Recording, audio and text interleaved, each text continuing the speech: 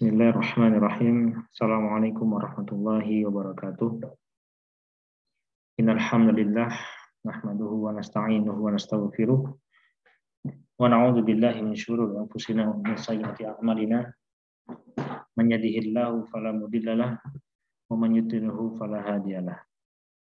Asyhadu an la ilaha illallah wahdahu la syarikalah wa asyhadu anna Muhammadan abduhu wa rasuluh.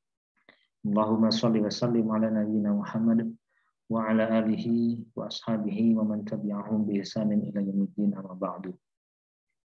Alhamdulillah, pada malam hari ini Bapak Ibu jamaah salat maghrib rahimani wa rahimakumullah, kita senantiasa diberikan oleh Allah Subhanahu wa taala kesempatan, kesehatan dan kemampuan untuk kita bersama mengkaji surat-surat yang Allah firmankan yang termaktub dalam Al-Quranul Karim. Pada malam hari ini kita bersama-sama akan mengkaji surat yang pertama, yaitu surat An-Nas. Surat An-Nas merupakan surat Makkiyah yang diturunkan di kota Mekah, yang terdapat 6 ayat di dalamnya, yang mana surat ini turun bersama surat Al-Falaq. Baik Bapak Ibu jamaah salat maghrib rahimani wa rahimakumullah, kita bersama terlebih dahulu untuk mentahsin tilawah kita di dalam bacaan surat An-Nas. A'udzu billahi minasy syaithanir rajim.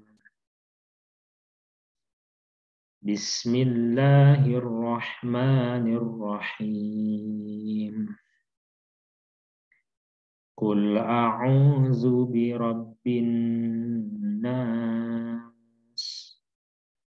malikin nas, ilahin nas, min syarril waswasil khannas, allazi yuwaswisu fi sudurin nas, minal jinnati wan nas. Baik Bapak Ibu sekalian, kita lihat di ayat yang pertama, Qul a'udzu. Baik, di sini ada hamzah, kemudian diikuti dengan huruf ain. Ya, jadi ada terjadi perbedaan di dalam pengucapan atau makharijul huruf antara hamzah dan ain. Qul a'udzu, ain dan hamzah sebelumnya. A'udzu. Qul termasuk qaf di awal dari surat An-Nas. Jangan sampai kita seperti mengucapkan huruf kaf, kul, tapi berada di kerongkongan atau di tenggorokan. Qul a'udzu birabbin nas. Di ayat pertama dan sampai ayat terakhir kita temukan kata an-nas. An-nas. Jadi kita tahan 2 harokat. Di dalam hukum tajwid disebut dengan gunnah. Apabila kita menemukan nun bertasdid dan mim bertasdid, maka hukumnya adalah gunnah. Cara bacanya adalah kita tahan 2 harokat. Qul a'udzu birabbin nas. Nas. Nah, kemudian ada alif di akhir dari ayat. Maka kita panjangkan, ya, boleh 2 atau 4 harokat yang disebut dengan mad arid lis-sukun. Jadi kita baca panjang. Bi rabbin nas, malikin nas, ilahin nas, min. Nah, kita menemukan nun bersukun, dan shin. Karena ini adalah tulisan atau naskah dari Quran Madinah, maka tidak ada tanda sukunnya. Maka apabila kita menemukan nun sukun, kemudian bertemu shin, maka disebut dengan ikhfa syafawi. Kita samarkan. Min syarril waswasil khannas alladzi yuwaswisu fi sudurin nas minal jinnati wan nas. Baik, di ayat terakhir kita melihat ada dua huruf nun bertasdid. Maka kita harus menahannya atau menggunakannya. Ya, disebut dengan gunnah.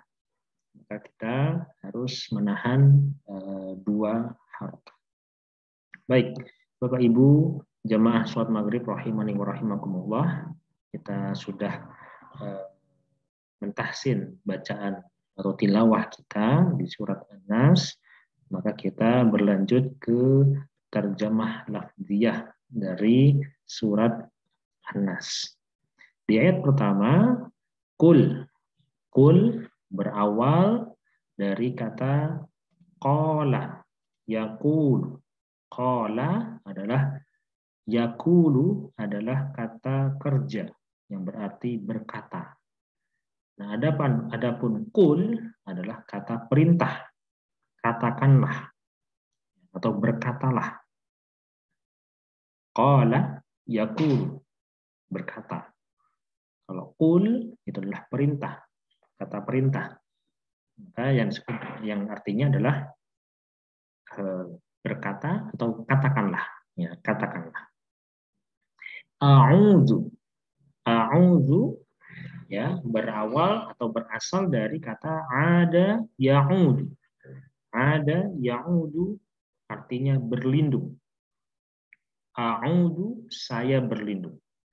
Ada hamzah di awal yang berarti subjeknya adalah saya atau aku. Kalau ya'udu berarti dia laki-laki. Ada ya'udu, aku berlindung. Bi, kepada. Bi, kepada Rabbin nas. Setelah bi, maka dia harus menjadi kasroh. Bi Rabbin nas. Rabbun artinya adalah Tuhan. Rabbun adalah Tuhan atau ilahun. Di dalam tauhid, ilmu tauhid, Tuhan itu terbagi menjadi 3 kata, 3 istilah. Ada Rabbun, yaitu yang mengatur alam semesta. Ilahun adalah yang harus disembah, yang wajib disembah atau sebagai pencipta. Kemudian Malikun, yaitu raja, artinya yang paling di atas. Itu disebut dengan kata Tuhan, namun berbeda istilah dan pemaknaannya. Nah, kalau di Rabbi, maka di sini adalah Tuhan yang mengatur alam semesta. An-nas berarti manusia, berarti Tuhannya manusia. Di Rabbin nas, Tuhannya manusia. Nah, kalau kita artikan kul a'udzu bi rabbin nas, maka katakanlah, ini perintah kepada Nabi Muhammad SAW, katakanlah wahai Muhammad, a'udzu, ya, aku berlindung bi rabbin nas, kepada Tuhannya manusia. Selanjutnya di ayat kedua kita lihat min syarril waswasil khannas. Min, dari, syarri, kejahatan. Dari awal atau asalnya adalah syarrun, adalah kejahatan atau sesuatu hal yang buruk. Al-waswasi, yaitu gangguan. Dari kata waswasun. Waswasun adalah bentuk bendanya atau sifatnya atau pelakunya. Kalau waswasa yuwaswisu adalah kata kerjanya, yaitu mengganggu. Kalau al-waswasu atau waswasun, maka artinya adalah gangguan atau berupa bisikan. Al-khannasu ya, berarti sesuatu yang tidak tampak. Bisikan atau gangguan itu tidak tampak. Kejahatan, gangguan, kejahatan tadi tidak tampak. Jadi di ayat kedua, min syarril waswasil khannas, yaitu dari kejahatan, gangguan, atau bisikan yang tidak tampak, yang tidak terlihat. Alladzi yang mana? Alladzi yang mana? Yuwaswisu. Yang mana gangguan tadi? Ya, gangguan tadi yuwaswisu mengganggu. Jadi waswasa yuwaswisu mengganggu. Yang mana tadi bisikan tadi itu mengganggu fi sudurin nas. Ya, fi sudurin nas, pada sudur. Ya, sudur artinya hati atau dada. Ya, sesuatu yang ada di dalam dirinya. Ya, sudurin nas berarti hatinya manusia. Yang mana gangguan tadi mengganggu atau membisiki di dalam sudur, dalam hati dari manusia. Sudur artinya hati manusia. Baik, lanjut. Di ayat selanjutnya, minal jinnati min. Ya, dari, ya, dibaca minal. Kenapa? Karena ada dua sukun. Sukun yang pertama, sukun yang kedua, maka min ini menjadi minal.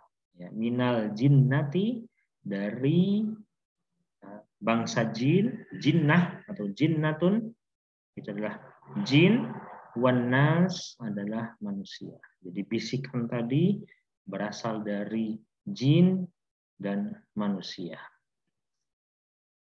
Itulah bisikan atau gangguan dari kejahatan-kejahatan itu mereka berasal dari jin dan manusia.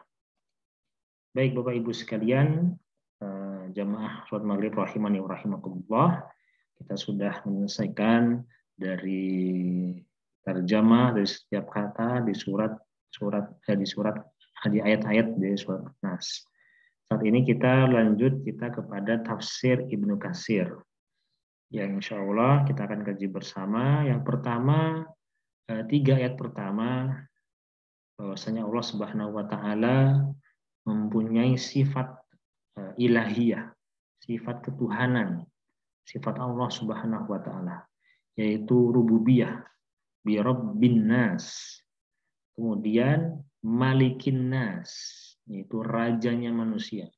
Ilahin nas, yaitu Tuhan yang wajib disembah.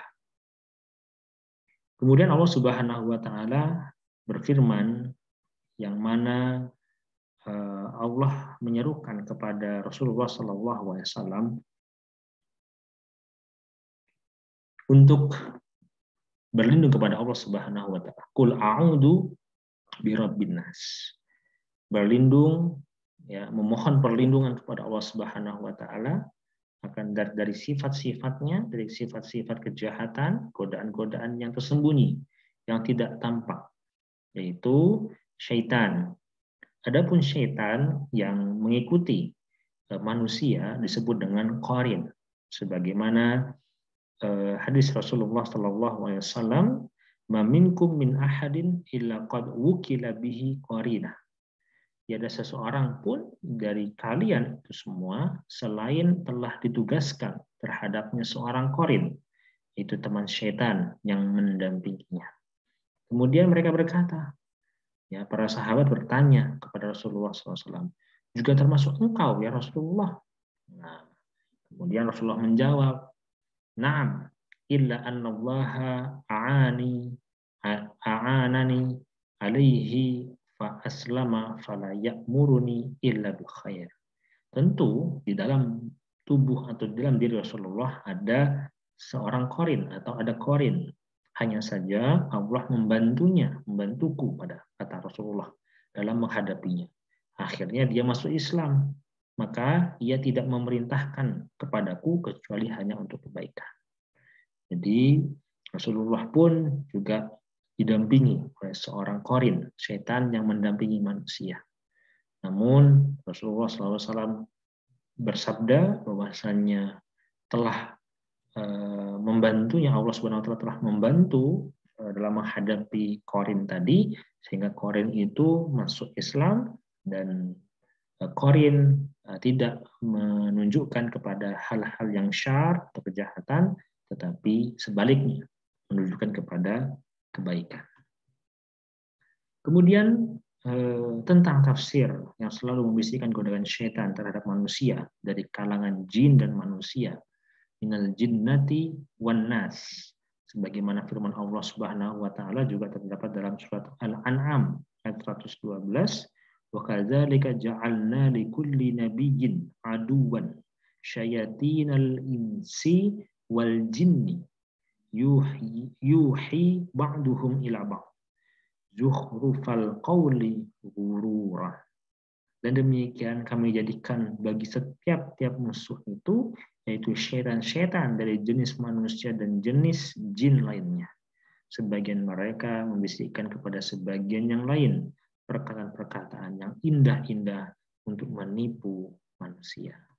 Jadi Allah Subhanahu wa taala menugaskan atau menciptakan para syaitan sebagai musuh-musuh bagi manusia dari kalangan jin dan manusia itu sendiri, untuk membisikkan kepada manusia kata-kata indah untuk menipu mereka supaya mereka terjerumus ke dalam hal-hal yang buruk, dalam hal-hal yang bermaksiat. Wallahu a'lam bishawab. Subhanakallahumma wa bihamdika asyhadu an la ilaha illa anta astaghfiruka wa atubu ilaik. Terima kasih atas segala perhatiannya. Semoga kajian pada malam hari ini bisa memberikan kita khazanah serta motivasi, dan kita dapat mengamalkannya sehingga kita istiqomah di dalam jalan yang benar, jalan yang sesuai dengan petunjuk Allah Subhanahu wa taala. Aku qouli hada wa astaghfirullah li wa lakum wastaghfiruhu innahu huwal ghafurur rahim.